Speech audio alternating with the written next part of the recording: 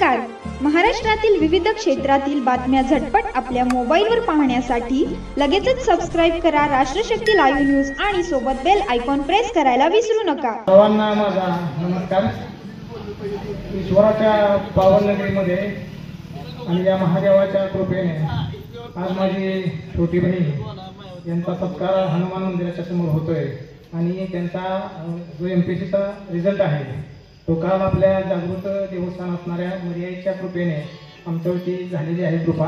आणि माझी छोटी बहीण त्यांचा एक रिझल्ट काल संध्याकाळी आला. तर थोडंसं सगळ्यांचा एक 5 मिनिटं वेळ घेतो, काही गोष्टी बोलतो. 2009 साली मी MSc झालो, म्हणजे माझं शिक्षण चालू होतं. त्याच्यापुढे माझी मोठी बहीण सोनाली यांचं शिक्षण चालू होतं. शिक्षण सुरू असताना मला वाटतं 2009 मध्ये UPSCची तयारी करण्यासाठी ईश्वरवाटारमधून पुण्याला गेलेला मी पहिला माणूस होतो. 2009 साली मी पुण्याला गेलो, 1-1.5 वर्ष तिथे राहिलो. पण गावाकडे अशी परिस्थिती झाली की आमचं हे जे घर आहे इथे एक जुनं घर होतं मातीचं, ते पाठीमागचं घर पडलेलं होतं. आणि मला ते शिक्षण आणि सगळं UPSCचं सगळं गुंडाळून चाणक्य मंडल अकॅडमी आणि सगळं गुंडाळून परत वापस ईश्वरवाटारला यावं लागलं. त्यावेळी आमचे अनंता दगडू चौगुले आप्पा, अनंता आप्पा आणि मी दगड आणून द्यायचो आणि आप्पा ते चिखलाचं घर बांधायचे, अशी परिस्थिती होती. आणि त्याच्यानंतर सोनालीला मी अभ्यासाला पाठवलं. त्याच्या पाठीमागे माझ्या वडिलांची दूरदृष्टी, त्यांचे विचार, सगळं काही गेलं तरी हारायची नाही, जिद्द सोडायची नाही, तुम्ही करत राहा. आता अतिशयोक्ती वाटेल बरं का, हे भाऊ, माझ्या वडिलांनी आम्हा तिघाही लेकरांना कधीही तुम्हाला किती टक्के मार्क्स पडले म्हणून विचारलं नाही. फक्त पास झाला का शिकत राहा, करत राहा. माझ्या दोन्ही बहिणी चांगल्या मार्काने 10वीला पास झाल्या. मी पण माझा 10वीला 2रा नंबर आला होता.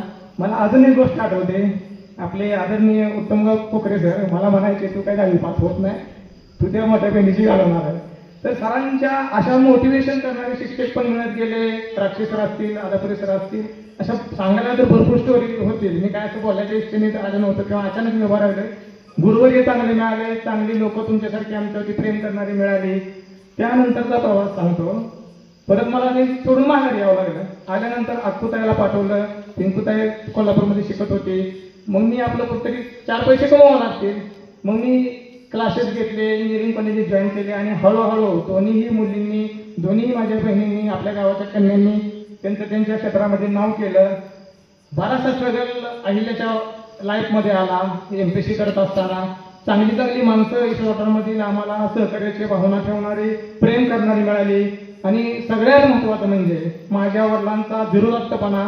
सगळं जरी गेलं तरी हार मानायची नाही. त्यांच्यासोबत असणारे त्यांच्या काळातले त्यांचे मित्र यांचं माझ्या वडिलांना मिळालेलं सहकार्य, शेजारी असणारे चिंचोलीसारखं प्रांजळ, प्रेमळ आणि अतिशय सुंदर असं गाव ज्यांनी माझ्या वडिलांना फार मोटिवेशन दिलं. आपल्या गावानं सगळ्यांनी प्रेम केलं.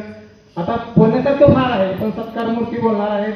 देर आहे, दुरुस्त आहे, पांडुरंगाची आणि मर्यादेची आमच्यावरती कृपा झाली. असेच तुमच्या सगळ्यांचे आशीर्वाद माझ्यावरती, आमच्या कुटुंबावरती राहू द्यात. आमच्याशी ही स्पर्धा आहे. आमच्या वडिलांना काही दिवसापूर्वी आकस्मिक निधन आलं. त्याच्या अगोदर 1 वर्षभर त्यांचं हॉस्पिटलायझेशन होतं. बऱ्याचशा गोष्टी आम्ही त्यांना वाचवण्याचा आणि पांडुरंगाच्या कृपेने वाचण्याचा खूप प्रयत्न केला. सगळ्या मर्यादा संपल्यानंतर शेवटी वडील आज हयात नाहीत. हे जर पाहायला माझे वडील असते तर आणखी आनंद झाला असता. सर्वांचं, सर्व गावकऱ्यांचं मनपूर्वक आभार मानतो. तुम्ही आम्हाला एवढ्या दिवस सहकार्य केलं, आमच्याशी प्रेमानं राहिलात, प्रेमानं वागलात, आम्हाला आशीर्वाद दिलात. लहान मोठ्या थोरांचं सर्वांचं मी अजून एकदा मनपूर्वक मेटकुरी कुटुंबातर्फे आभार व्यक्त करतो. आणि या सत्काराच्या ठिकाणी मला बोलण्याची संधी दिली त्याबद्दल पण मी आपल्या सर्वांचा आभार व्यक्त करतो. थँक्यू, धन्यवाद.